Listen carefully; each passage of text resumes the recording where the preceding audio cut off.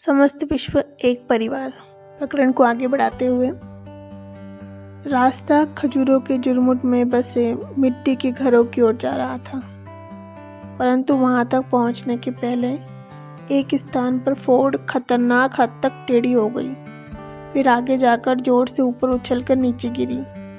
वह संकीर्ण रास्ता पेड़ों के और तालाबों के चक्कर लगाता हुआ टेकरियों के ऊपर से गड्ढों और बैलगाड़ी के गहरे धारापथों में से जा रहा था। कार पहले एक झाड़ी में अटक गई, फिर मिट्टी के टीले पर जमीन में धंस गई, जहां से उसे मिट्टी के ढेले डाल डाल कर निकाला गया। धीरे धीरे सावधानी से हम आगे बढ़ते जा रहे थे कि अचानक सामने ठीक रास्ते पर ही झाड़ झंखड़ का एक ढेर पड़ा होने से रास्ता ही बंद हो गया था। हमें एक ढलान युक्त विशाल पत्थर से नीचे जाते हुए एक सूखे तालाब में उतरना पड़ा, जिससे बाहर आने के लिए कुछ जमीन छीलनी पड़ी और ढेले हटाने पड़े। बार बार रास्ता ऐसा हो जाता था कि लगता था आगे जाना असंभव होगा, परंतु तीर्थ यात्रा तो पूरी होनी ही चाहिए। कुछ लड़कों ने अपने फावड़े लाकर रास्ते की सारी बाधाओं को हटा दिया, गणेश जी की कृपा, और सैकड़ों बच्चे तथा उनके पिता दूर से देखते रहे। इसके बाद बैलगाड़ी के अति प्राचीन से लगने वाले धारापथ से हम धीरे धीरे आगे सरकने लगे। औरतें अपनी झोपड़ियों के दरवाजों से आंखें फाड़ फाड़ कर देख रही थी। पुरुष कार के साथ साथ और पीछे पीछे चल रहे थे, और बच्चे शोभा यात्रा की भीड़ को बढ़ाते हुए इधर उधर दौड़ रहे थे। हमारी कार इन रास्तों पर आने वाली शायद पहली ही मोटर गाड़ी थी। इस क्षेत्र में बैलगाड़ी संघ ही सर्वशक्तिमान रहा होगा। हमने क्या खलबली मचा दी थी।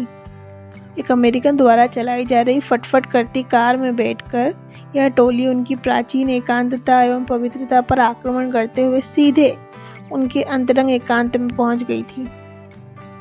एक सकरी गली के सामने हम रुके तो देखा कि गिरिबाला के पैतृक घर से केवल 100 फुट की दूरी पर थे। रास्ते भर इतनी कठिनाइयों से जूझने के बाद और 30 पर यात्रा का अंत इतना बेढब होने के बाद वह घर देखकर हम लक्ष्य पूर्ति के रोमांच से पुलकित हो उठे। हम उस 2 मंजिला ईंट और प्लास्टर के घर की ओर बढ़े। आसपास की मिट्टी की झोपड़ियों पर यह घर पूरी तरह से हावी हो रहा था। घर की मरम्मत हो रही थी, क्योंकि उसके चारों ओर बांस बल्लिया का ढांचा बना हुआ था। तीव्र उत्कंठा के साथ और भीतर से फूट पड़ते आनंद को हृदय में ही दबाए हम उस पावन मूर्ति के दरवाजे के सामने खड़े थे, जिसे प्रभु ने अपने शुदा रहित स्पर्श से धन्य कर दिया था।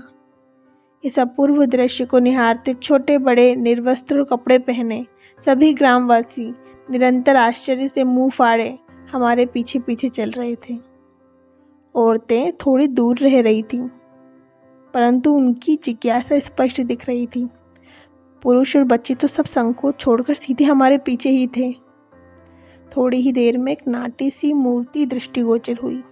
यह थी गिरिबाला। वे फीके सुनहरे से रंग की साड़ी में लिपटी हुई थी।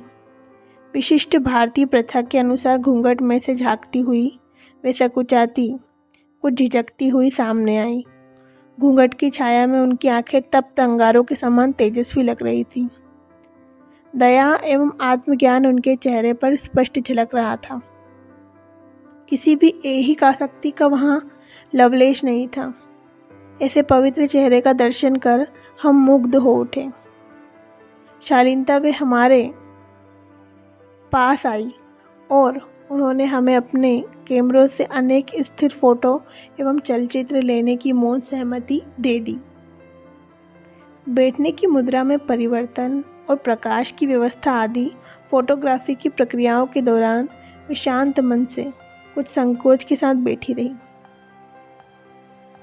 आखिर हमने भावी पीढ़ियों के लिए 50 वर्षों से भी अधिक समय तक अन्न जल के बिना जीवित रहने वाली संसार की एकमात्र नारी के अनेक फोटो निकाल ही लिए।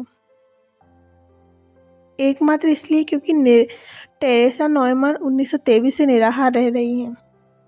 हमारे सम्मुख जब गिरिबाला खड़ी थी तो उनके चेहरे पर पूर्ण मातृभाव झलक रहा था। उनका सारा शरीर साड़ी से ढका हुआ था। आंखें नीचे की ओर झुकाए हुए